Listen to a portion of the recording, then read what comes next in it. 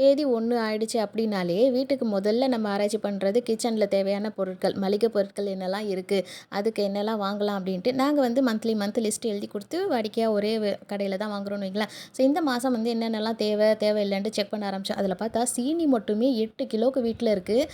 ரேஷனில் தீபாவளிக்காக கொஞ்சம் பொருட்கள்லாம் கொடுத்தாங்க. அதில் 2 கிலோ சீனி, அப்புறம் மைதா, ரவா, கடலைப்பருப்பு 1/2 கிலோ, ரவா மைதாலாம் வந்து பார்த்திங்கன்னா 1/2 கிலோக்கு இருந்துச்சு.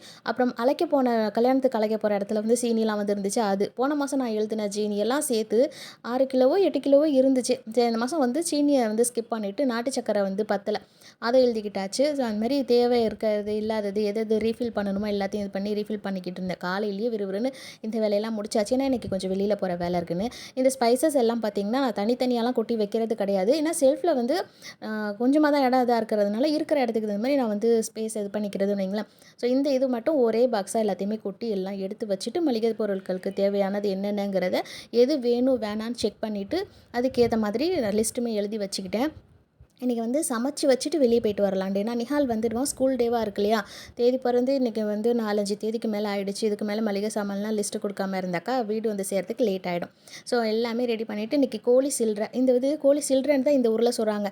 ஈரல், கழுத்து இதெல்லாம் வந்து இது பண்ணுறது, இது நான் இப்படி தான் ஈரல் அது இதுன்னு சொல்லுவோம் கழுத்துலான்ட்டு. ஆனால் இந்த ஊருக்கு நாங்கள் வந்ததுக்கப்புறம் தான் இதை வந்து சில்லறைன்னு சொல்கிறதே நான் வந்து நோட் பண்ண ஆரம்பித்தேன்.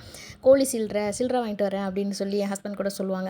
ஸோ இங்கே வந்து அந்த ஒட்டிக்கிடுச்சு. கோழி சில்லறை பெரட்டிட்டு குஸ்கா செஞ்சு வச்சுட்டு கிளம்பிடலான்ட்டு.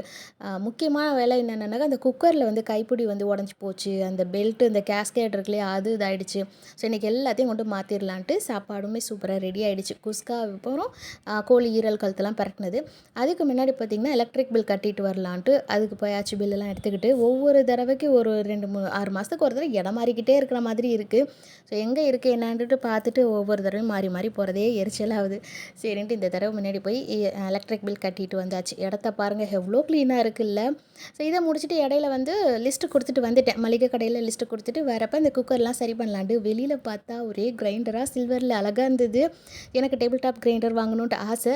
பட் அந்த ஆசை இப்போ போயிடுச்சு. எனக்கு இந்த கிரைண்டரே ஓகே, நம்மள்கிட்ட இருக்கிறத எக்ஸ்சேஞ்ச் பண்ணிக்கலாமா அப்படின்னு சொல்லி கூட விசாரிச்சுட்டு வந்துடுறேன். அதே மாற்றிக்கலாம் அப்படின்ட்டு. அப்புறம் வந்து பார்த்திங்கன்னா ரிப்பேருக்கே அங்கே உள்ள நிறைய பேர் க்யூ நின்றாங்க.